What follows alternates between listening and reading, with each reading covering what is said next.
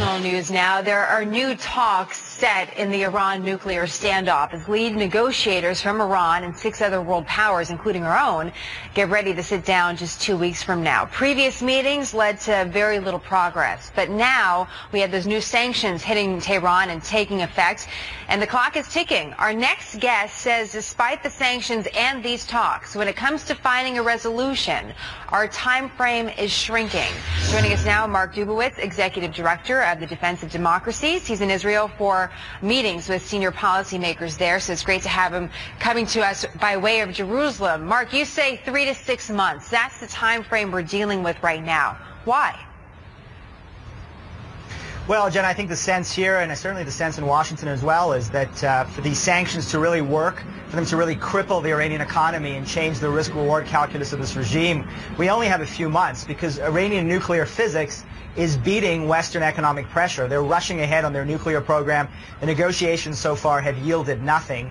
And I think there's a sense that unless these sanctions take hold and take hold quickly and change the regime's decision-making, that we maybe have to head to much more punitive measures in order to deal with Iran's nuclear weapons program. Punitive measures like what? Well, I think perhaps like the application of military force. I mean, I think it's clear that so far sanctions have done nothing to change the risk-reward calculus of Iran's supreme leader, Ali Khamenei. You can see through 3 rounds of failed negotiations, the Iranians have refused to yield on anything, on any compromise, on any offer that they've been presented. And I think that unless diplomacy and sanctions work quickly, then it may be the only decision that is left, and that is to use military force to really destroy Iran's nuclear program. I want to talk to you a little bit about some of these meetings that you're having and ongoing in Israel right now. When you mentioned the negotiations and what Iran will offer or will not offer, what do you think Israeli officials are willing to offer in these negotiations? Is there actual room to negotiate? Well, I do think there's room to negotiate. I think the concern here, and I think it's shared also widely in Washington, is that while sanctions have been escalating over the past few months, the demands on the Iranians have actually been diminishing. A few months ago, the international community was very clear in Security Council resolutions and IAEA reports that all enrichment must stop, the Iranians must ship out all of their enriched uranium, and that they must actually dismantle the Fordo enrichment facility in Qum.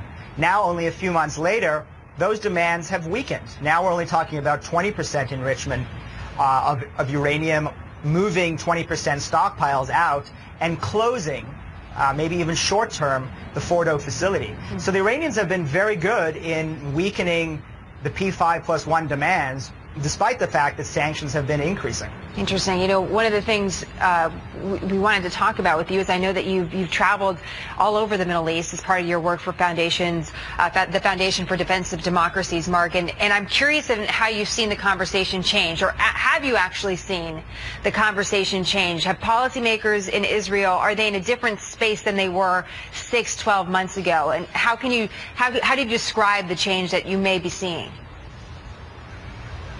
Well, I think Israeli policymakers, but also policymakers throughout the Middle East are in a very different position. I think policymakers in the Gulf and in countries like Turkey, I mean, I think there is growing anxiety and a growing recognition that this regime may not be willing to compromise. They may not be even willing to take yes for an answer. And even with diminishing demands by the international community, the Iranians have refused to compromise. So I think the anxiety is increasing. I think the confidence in sanctions is diminishing. And I think more and more, not only the Israelis, but other countries as well, are wondering if we are left with a fundamental decision between an Iranian nuke or a military option to forestall that possibility. Interesting. Again, back to that 3 to 6 month time frame. We're going to be watching very closely, Mark. Safe travels for you, and thanks for the time today. Thanks for having me, Jenna.